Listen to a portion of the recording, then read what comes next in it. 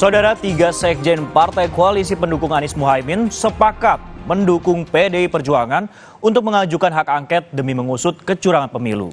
Meski demikian, menggulirkan hak angket bukan sesuatu yang mudah, karena diperlukan soliditas partai politik di parlemen. Wacana pengajuan hak angket ke DPR soal dugaan kecurangan pemilu 2024 terus menguat. Tim ses pasangan Capres-Cawapres nomor urut 1 bahkan mengaku siap mendukung PDI Perjuangan untuk menggolkan hak angket dugaan kecurangan pemilu. Dalam pertemuan 3 sekjen partai pengusung Anies Muhaimin, dibahas kemungkinan pengusulan hak angket di DPR. Ketiga sekjen menyebut sudah menyiapkan bukti-bukti dan akan menunggu langkah PDI Perjuangan. Bersama inisiator PDIP untuk menggulirkan angket. Jadi posisi kami, data sudah siap, hal-hal kecilnya sudah siap, tinggal menunggu tindak lanjutnya. Kawan-kawan PDIP sebagai partai terbesar, sebagai inisiator, bagaimana selanjutnya? Ini menarik, angket ini bagus. Daripada kita ke MK, ada pamannya. Lebih baik kita ke angket, cantik, ya kan? Angket kita udah pengalaman kok, indah kerjanya, panjang waktunya.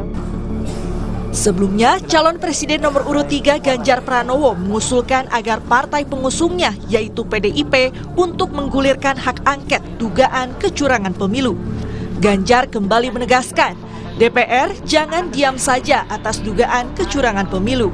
Ganjar menyebut, secara matematis, komposisi fraksi yang mendukung dan yang menolak di DPR bisa dihitung. Kalau ingin melihat, membuktikan, mengetahui, hak angket paling bagus karena kita menyelidiki. Itulah yang kemudian saya usulkan waktu itu. Di bawahnya interpelasi. Minimum sebenarnya Komisi 2 memanggil penyelenggara pemilu, apa yang terjadi. Masa kayak gini diam aja? Enggak lah. Mestinya DPR segera ambil sikap ini, undang penyelenggara pemilu, undang para pakar, undang masyarakat, sehingga mereka akan bisa menyampaikan. Tim ses Capres-Cawapres Prabowo Gibran juga mengumpulkan bukti dugaan kecurangan pemilu. Tapi soal hak angket, Cawapres nomor urut 2 Gibran Rakabuming Raka bilang hal itu sebagai bahan masukan dan evaluasi. Ya, masalah hak angket, segala kritikan, evaluasi, demo, ataupun surat-surat terbuka, apapun itu ya kami tampung sebagai bahan evaluasi, masukan dan lain-lainnya. Yes, matur nuwun Pak Ganjar untuk masukan-masukannya. Yes, yuk.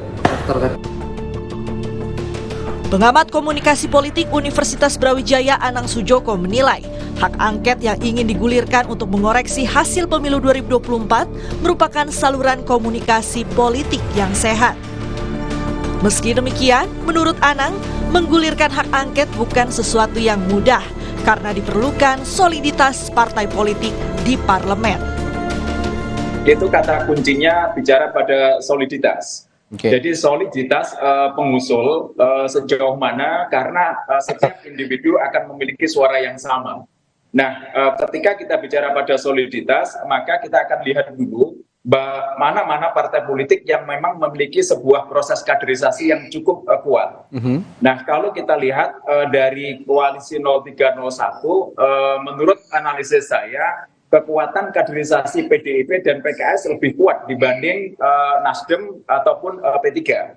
Nah, pertanyaan selanjutnya adalah bagaimana kemudian yang menginisiasi atau inisiator hak angket itu memastikan soliditas di dalam tim itu sendiri. Nah, inilah yang kemudian menjadi pertanyaan besar. Kenapa demikian? Karena politik kita itu lebih banyak bicara politik transaksional.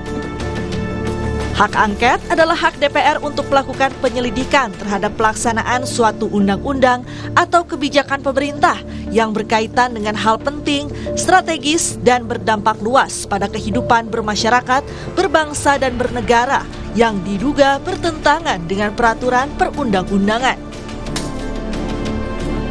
Masih dinanti seperti apa hak angket akan bergulir karena hitung suara hasil pemilu 2024 belum selesai. Tim Liputan Kompas TV.